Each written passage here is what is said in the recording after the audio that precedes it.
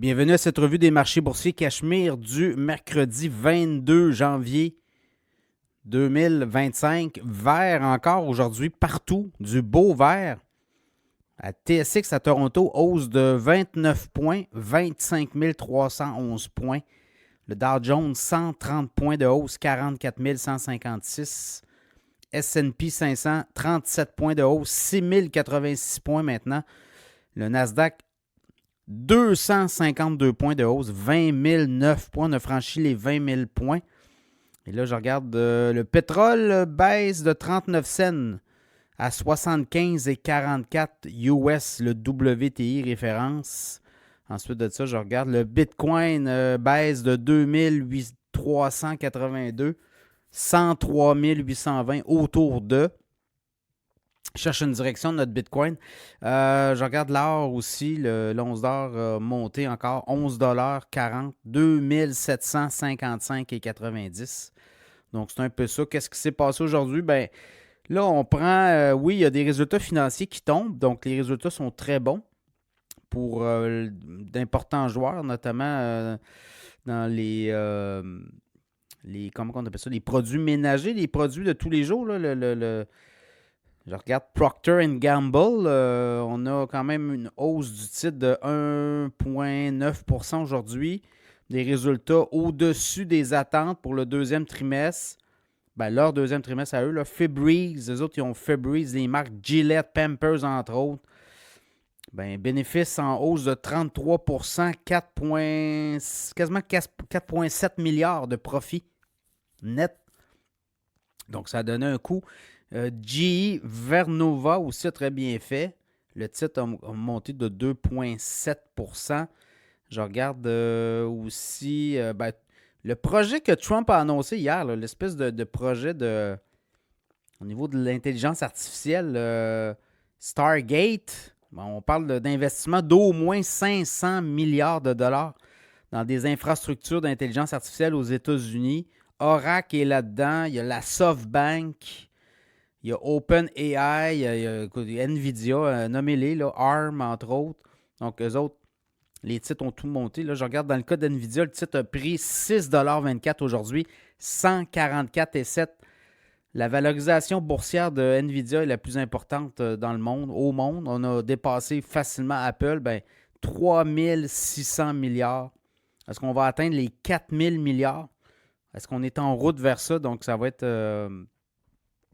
à surveiller.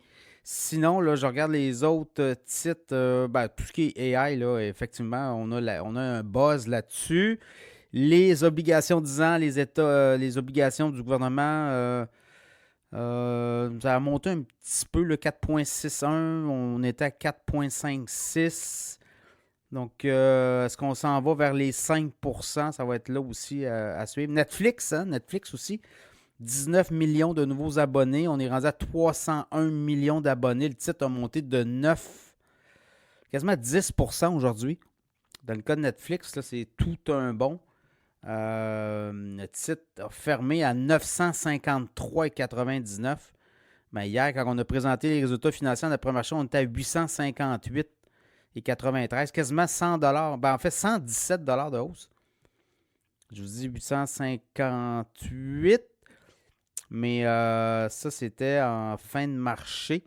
Le titre a monté de 117,23 $ aujourd'hui. 14% de hausse, quand même spectaculaire, là. Alors, voilà, Netflix, très bon résultat financier. Donc, il y a ça, entre autres. Et dans Johnson & Johnson, très décevant, là. Le titre a baissé de près de 2%. Quand même des résultats pas pires pour Johnson & Johnson, mais... ça n'a pas été convaincant là, pour les investisseurs.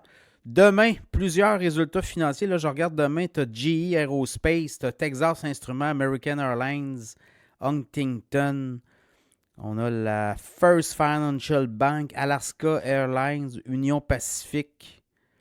Il y en a pas mal, le Metropolitan Commercial Bank. Il va y avoir des banques, il va y avoir toutes sortes de... Bank of California aussi, on va avoir toutes sortes de résultats financiers comme ça. Donc, voilà, demain, d'autres résultats. Là, c'est vert. Les tarifs, Wall Street n'est pas inquiet. On n'est pas inquiet. Là, on a rabaissé. Trump dit que pour la Chine, ça va être finalement 10 Il se lève un matin, c'est 50. Après ça, c'est 10. Dans le cas du Canada, c'est 25 mais là, on ne le sait plus. Ça va être quoi qui va être taxé? Qu'est-ce qui ne le sera pas?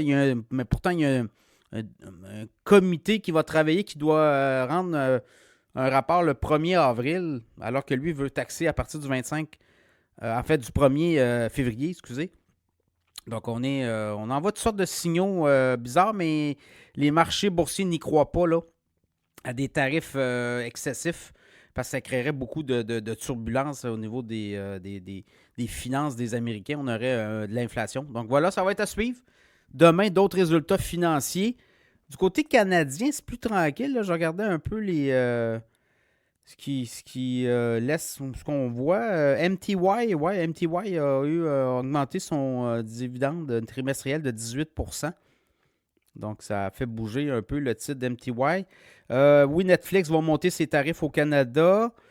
Je regardais aussi les autres nouvelles du Canada. Ben, c'est tranquille, hein, notre Canada par rapport aux États-Unis. Donc, pour l'instant, c'est ça. Alors, Amazon, là, qui évidemment va quitter le Québec, on licencie 1700 travailleurs. On va fermer 7 entrepôts. On change carrément de stratégie. Et le Québec n'est plus intéressant pour Amazon dans la mesure où il va y avoir des entrepôts. On ne voit peut-être pas ici au Québec, avec les structures réglementaires, la loi 96 aussi, hein, qui encadre beaucoup là, toutes les communications à l'interne, les syndicats aussi. On a syndiqué beaucoup.